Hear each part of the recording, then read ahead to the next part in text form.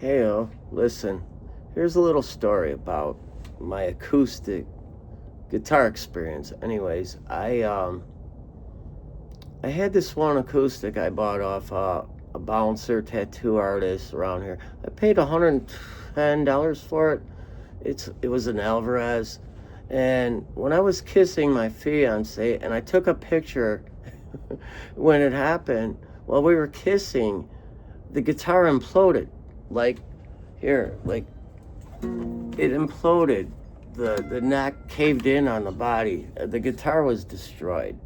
So after that, well, yeah, I had to throw it away. But anyways, going further down the road, I was buying guitars off of somebody on the East Coast. What was he called? The String Man or something. He was buying container loads of guitars from the World Music Corporation.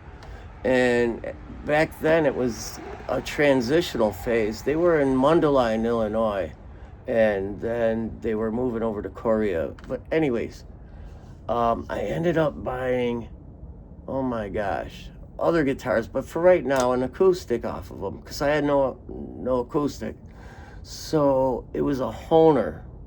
They used to be made in Germany, I think, and eventually China. But anyways, I got this guitar listed as new, but not perfect. Like it was damaged and repaired.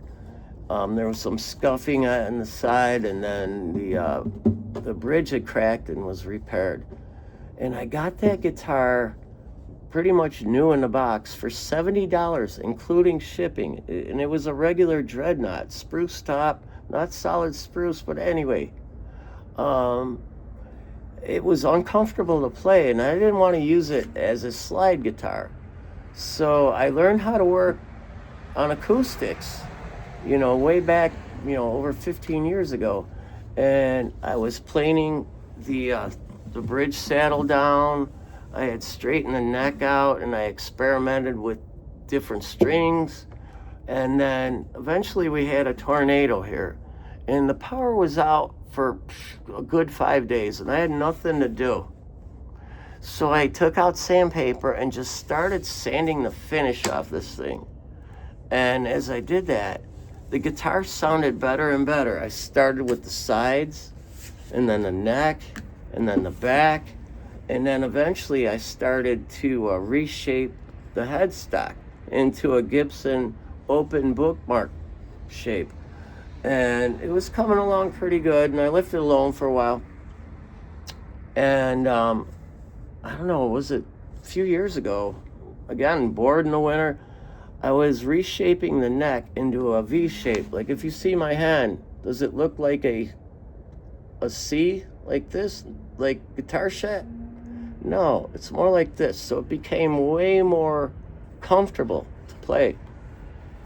And so anyways, my buddy down the street, he's hard on guitars, man, and he needed one. He loves playing. He's good at playing. And I brought that guitar over to him. And I wasn't done with it yet. I wanted to get somebody that could airbrush, maybe paint some badass skulls on it, whatever. And I gave the guitar to him. I said, you could keep it for a while. And after he played it for about an hour, he's like, I want it. I'm like, what do you mean you want it? I go, I'm not done with it. And he goes, I just want it the way it is. It's perfect. And I'm like, you know what? I said, Mike, you can have it. Just take it, And when I gave it to him, he insisted on giving me something. He's not he didn't want something for nothing. And he doesn't have a lot of money. But he had this. But when I got it, it was a husk of a guitar. No tuners. He finally found the saddle, so I didn't have to make a new one. And if you look at the push pins, only the white one is one of the originals. And if you can see the damage on this thing, somebody had kicked it over in the studio.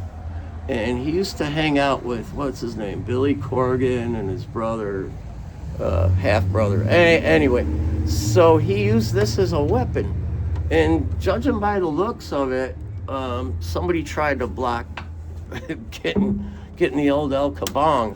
So, like I said, it was a husk, and I reached in the sound port, and I could tell that none of the bracing was broken or loose, and I looked at the frets. I go, oh my gosh, there's a lot of divots in them, but I'm thinking I could make it work. And I said, you know what, if you want to give it to me, okay, we're even.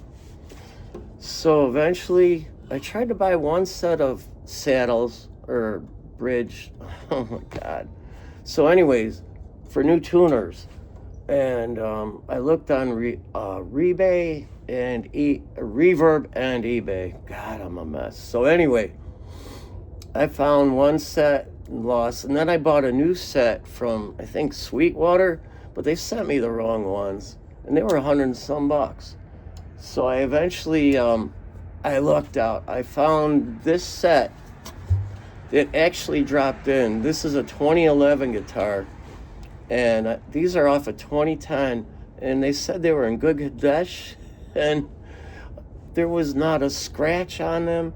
Came with all the screws, perfect condition. They're just, and I paid less than $40. Otherwise, they're 110 bucks or more. So I really lucked out there. And so it's not a bad sounding guitar. It still needs me to at least just dress the frets. But anyway, there's a little bit of a story to you, how I ended up with this guitar. And there's more of a story that goes with this guitar and that one. But I have so many more things to tell you. But thanks for listening.